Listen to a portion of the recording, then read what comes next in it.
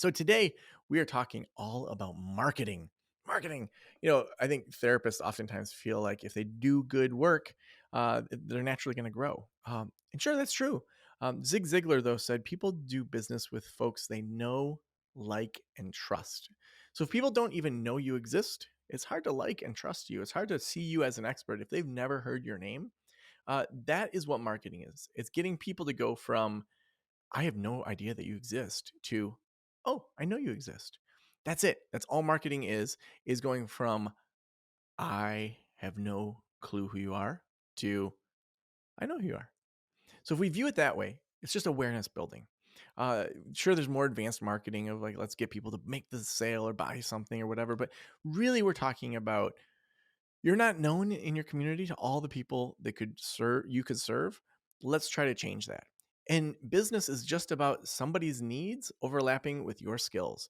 And that overlap at a price point you both agree on, that's what a business is. And so really when we start to think about it that way, when we start to think about who it is you want to serve and how do you get in front of them, that's a much different mindset for marketing than a lot of different things. So, we're going to talk through some of the elements of marketing, and then we're also going to talk about coming up with a marketing plan for yourself. And in the next episode, we're going to dig deep into having a several month, if not a year, plan for a lot of this. So, the very first thing that you need to do is figure out who your business avatar is or your ideal client. So, a business avatar is a sketch of your ideal client. Now, you may have buckets of different ideal clients. So, with mental wellness counseling, we helped angry kids, frustrated parents, and distant couples. So angry kids had an avatar for that. Frustrated parents had an avatar for that. Usually those go hand in hand because the frustrated parents were the ones that were calling about the angry kids, and then oftentimes they were distant as a couple as a result of a lot of those dynamics. So they kind of go hand in hand. But to just have an idea of who are we marketing to, and we're not doing an age range. We're not saying we help families. No, we're saying who's the decision maker here. So imagine I help angry kids, which is what I did before I sold my practice. So angry teenagers maybe have an idea of what those kids are going through, but who's picking up the phone? More times than not, it was the mom. Okay, so let's build a business avatar of a mom of a teenager. Okay, so I would say most of the moms of teenagers were in their mid to late 40s. So let's say this mom is 45 years old. She has a bachelor's degree, and we're going to name her Susan. And Susan has a teen boy. She also probably has one or two other kids. So maybe this teen boy is the middle child. She also likes to do yoga in town. She shops at the food co-op. She goes to the farmer's market. She's a high achiever, but she also maybe really cares about her kids and puts a lot of pressure on herself to be a good mom. Her husband, they've been married, well, let's say like 22 years, and they have a pretty functional marriage. Maybe they have good date nights once in a while. It's not terrible, but it's not ready for therapy, but could get there. What other stressors does she have? Like, what's she gonna Google? Um, how to help my teen boy, or what's normal for teen boys, or stages of development of teen boys, or should I let my teen be on TikTok? Should I let my teen? When should teens get cell phones? How to not have an entitled kid. So then I'm brainstorming all the things that are stressing out this mom, and really making a list of those types of things. I have a good idea. Like, you already have a good idea of what Susan's dealing with. You have a good idea of who she is. So then the language of my website, the language of my marketing, the language of how my intake coordinator talks to Susan when she calls in is going to be very defined. Susan, tell me some of the things that stress you out about your son.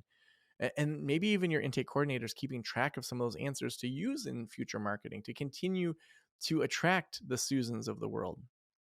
You may even find a picture on Google Images that represents Susan to you so that you can speak to Susan when you're writing your blog posts, so that it really feels personalized. Okay, so we build that out. Then we're going to look at, well, what areas are our business avatar, where are they hanging out in regards to social and in regards to SEO? On social media, they're browsing through, it's kind of quick. Whereas when they're searching something on Google, usually they're looking for some sort of product like therapy. And so figuring out how do we rank for SEO for the things that Susan's going to search, and even something as simple as just go to Google, type in teen boy and see what pops up. Actually, I'll do that right now live. I haven't done this before. So I'm going to just go to Google. I'm going to type in teen boy and just see what comes up. So teen boy haircuts comes up, teen boy bedroom ideas, teen boy gifts, teen boy clothes, teen boy bedding. Okay, so let's type in another factor. So, maybe we do some of those blog posts. But I'm going to type in the word emotion. That doesn't bring anything up. Let's say I type in anger. I'm going to type in teen and anger and then see what comes up. Ooh, so look at this. It says teen anger management. So that could be a great blog post. How do I control my anger as a teenager? So teenagers might be searching for this. Does my teenager have anger issues? Why does my teenager get so angry? So see how we very quickly see what people are searching in our area, and boom, like that's some great ideas of blog posts just based on typing in a couple keywords of the type of person I want. So I'm going to do that again in regards to, because we're thinking about marketing to these folks and what they're searching for. So I'm going to just type in my marriage and just see what happens. Ooh, this is good. So my marriage is over. My marriage is falling apart. My marriage certificate. My marriage is failing. My marriage is boring. My marriage makes me depressed. My marriage license was never filed. My marriage is depressing. So see how just typing in my marriage gives you so many awesome ideas for content that you can use in your marketing. So right there, how many blog posts do we have about my marriage? It's like 6 or 7. This people, based on my location, based on all those things that Google says, "Ooh, did you mean these?" Imagine that you wrote all those blog posts about my marriage and you had, say, 5 or 6 of them, and you had 10 people a month that did that. That's 50 or 60 people a month that you're in front of. You don't need that many people to actually have a successful practice. You're not looking for hundreds of thousands. You're looking for enough to fill up your caseload and eventually maybe some group practice folks. Okay. So that's where we want to think about how many people do you actually have to attract to your business to be successful. So running those numbers to say, I want to make this much per year. And then what does that mean? So let me pull out my calculator right now. So say, a very common thing is people say that they want to make $100,000. So say I gave us 50% for taxes and other things. I'm going to multiply that times 1.5 to give us 150K. Say I want to work 46 weeks a year. All right, that's $3,260.87 per week you need to make.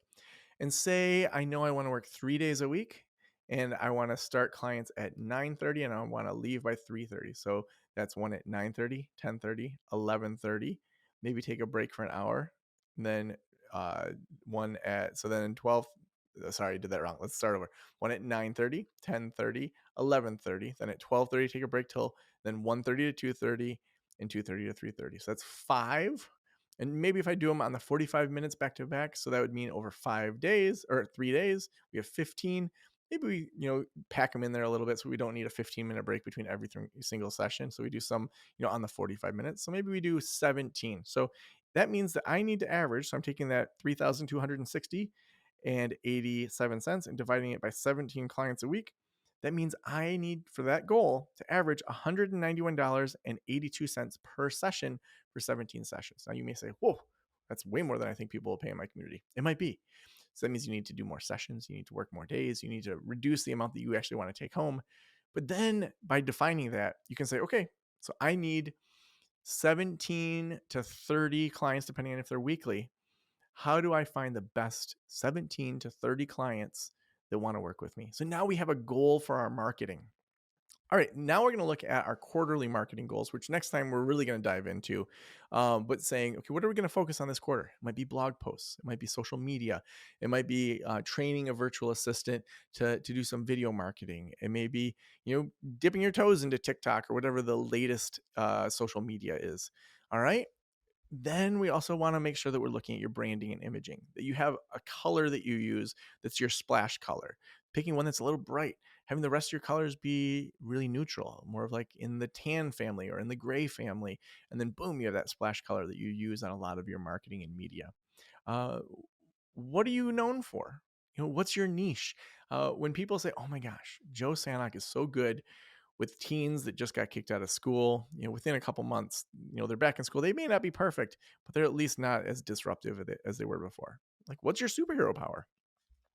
Then we want to really look at, as we do things, automating and scheduling and removing things from your plate and handing them off to virtual assistants at some point, or having different systems that are going to automate it, or you even just sitting down for half a day and scheduling it out for the next 6 months. So having your blog post done and then having those all scheduled out so that you can focus on other things instead of a weekly blog post. And then lastly, promoting is always going to be better in marketing than creating. As creatives, as content builders, as people that with masters and PhDs, coming up with content is easy for us oftentimes. And we can dive into the science and the research, but finding ways that you can multi-purpose things is so, so important. So for example, take this podcast. So I'm doing this in Zencaster where we do all of our podcasting.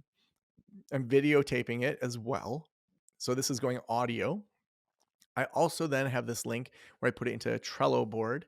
And so I've recorded all of the Ask Joes, all 5 of them for episodes 708, 712, 716, 720, and 724. I recorded all of them in the same hour and a half. So I batched it, sketched it all out so there's a good flow, and I'm like in my jam. So got the content done.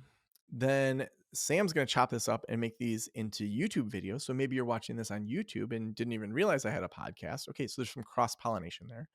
Then in the podcast, each of these episodes is getting transcribed. So then that helps with SEO. So if someone searches how to make a marketing plan, then we will be more likely to rank by it coming to our show notes. And then we may even pull that out and create a mini ebook, or we might create other blog posts or other things. And so being able to use your content on multiple levels, that's really the next layer where you're not just writing a blog post once, but you're putting it together maybe so that you have an ebook that you can give away. Maybe you bring together a bunch of your blog posts to have a physical book. That's what my book, Mental Wellness Parenting, primarily was. It was a whole collection of blog posts around parenting that I just sold through the Kindle on demand through Amazon. So I would order 20 of those books, have them on my shelf, give them to new clients. It cost me $1.90 each to print. It was like an oversized business card, and it fast forwarded their progress. So then you can do those sorts of things when you are doing promotion and using things beyond just their original kind of creation of something.